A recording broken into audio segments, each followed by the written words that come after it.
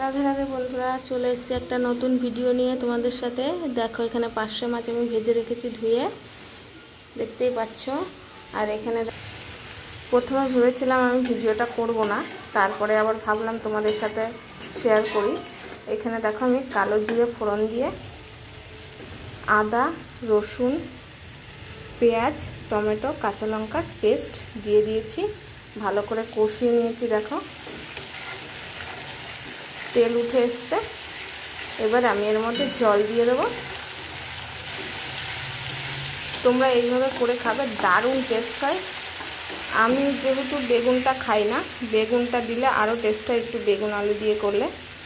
তোমরা যারা যারা বেগুন খাও তারা একটু বেগুন আলু দিয়ে করবে, আরও ভালো লাগবে খেতে।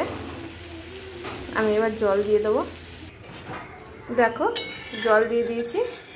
আমি ফোটা পর্যন্ত অপেক্ষা করব, একটু ফুটে এলে মাছটা দিয়ে দেবো।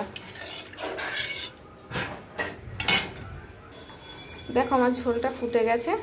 আমি এবার একে একে মাছগুলো দিয়ে দেবো এর মধ্যে। দেখো, মাছগুলো আমি সব দিয়ে দিয়েছি। একটু ঝোলটা কমে আসলে আমি নামিয়ে নেব। তোমরা চাইলে ধনেপাতা দিতে পারো, আমি ধনেপাতাটা স্কিপ করছি কারণ আমার ঘরে ধনেপাতা নেই। নামিয়ে নিয়ে তোমাদের সাথে দেখাচ্ছি যে কেমন হলো। দেখো, তরকারিটা আমি নামিয়ে নিয়েছি, দেখতে পাচ্ছ কত সুন্দর হয়েছে। তোমরা এইভাবে করে খাও আর খেয়ে আমাকে কমেন্ট করে জানাও যে তোমাদের কেমন লাগলো। ভালো লাগলে ভিডিওটি শেয়ার করে দেবে, অন্যজনকে দেখার সুযোগ করে দেবে। আর যারা ইউটিউবে দেখছো সাবস্ক্রাইব করে দেবে, যারা ফেসবুকে দেখছো তারা কিন্তু ফলো করে দেবে। আর কমেন্ট করে জানাতে অবশ্যই ভুলো না যেন। তোমরা তো অনেকেই সর্ষে বাটা দিয়ে খাও, আমি আজকে এইভাবে করলাম, করে খেয়ে দেখো।